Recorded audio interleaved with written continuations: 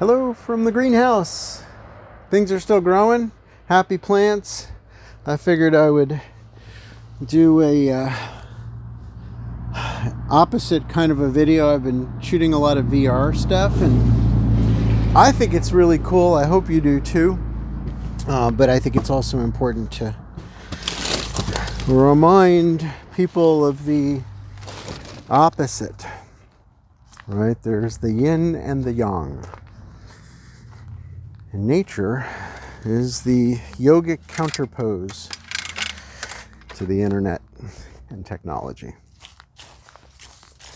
So rather than posting a video today of flying over mountains in virtual reality, which is pretty cool, the Google Earth mod is really a game changer. Figured I'd take a walk and remind people to breathe. Remind you all to find silence. Find a natural setting in which you can just sit and be with yourself. We're about to get a big snowstorm here. We got a little snow the other day. It was very nice. Went out for a hike and it was just beginning to flurry. By the time I got back, everything was white. Some of it's gone already. But it's right at the freezing point right now, and we're about to get a dump. So I'm psyched about it. I'm gonna wax my skis and get ready to go exploring. But for those of you that have been checking out this VR stuff, if you join the BG Coaching Network, I am hereby announcing that we're going to be doing regular weekly flights where we do meetups on VR and we jump into different places around the world. And I'm going to teach what I can teach through that medium, which is quite a lot. There's a lot to know. All you need is a simple VR system and the internet. And then you go over to the MetaQuest store or whatever they call that, and it's $25. That's it. All the jumps you can eat.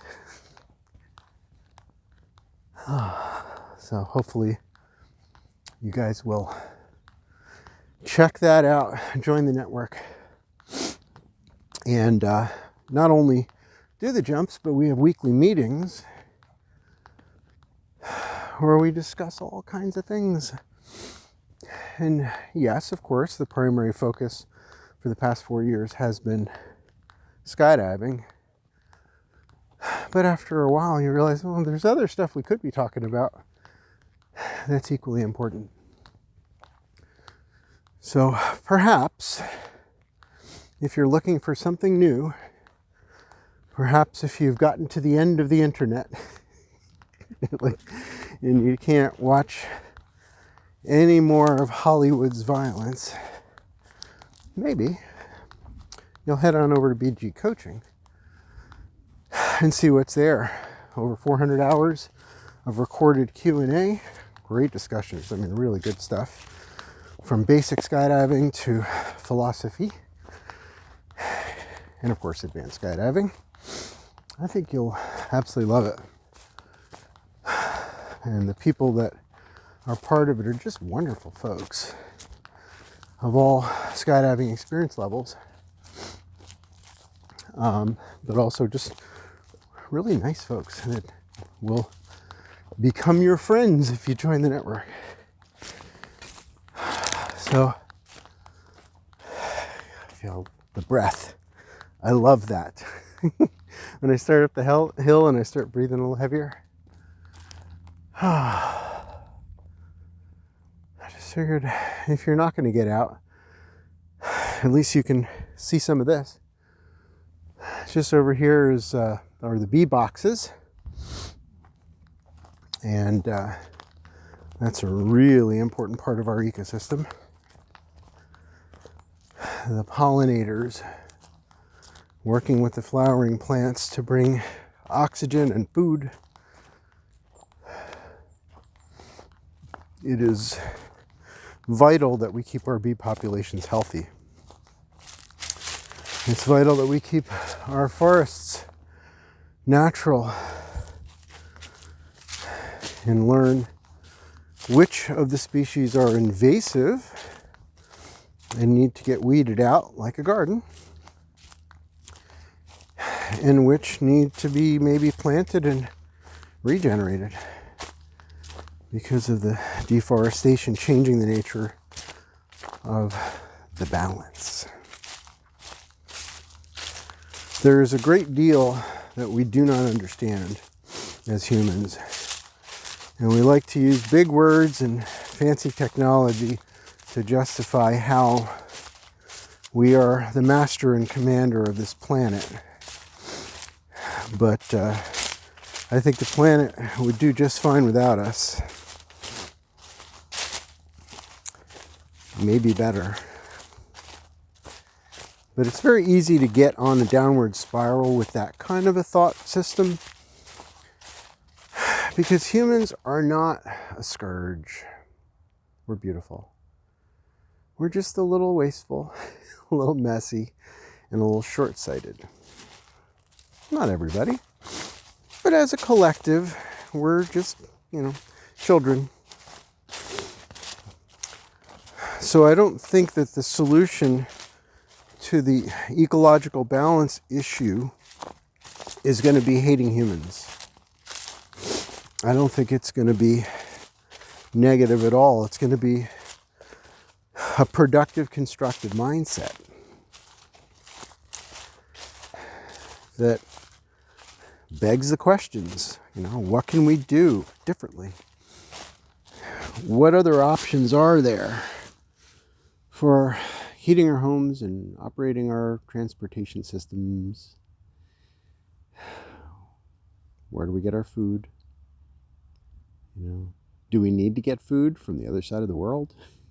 So there's a lot that can be done, and I promote gardening, obviously, and I have for many years, but not all of you are ready to garden. Maybe you don't have access to a garden. So what if you were to pave the way in your mind to collective community efforts, co-ops, where there's a community garden, or some people will come in this day of the week to till the land, others will come in on that day to weed, and you just kind of rotate, and through our group effort we can create healthy food, and it doesn't have to be the old ways that we've produced this food. There's a lot of really amazing developments in how to grow food that is nutritionally dense, and I think it's wise for us to shift our value of food from the color of it to the actual nutritional density. When I eat my kale from the garden in the winter, you think, oh yeah, winter kale, how good could it be? No, the sugars are really robust in the wintertime. That's how it keeps from crystallizing. It's freeze prevention. It's sugar, so it tastes better.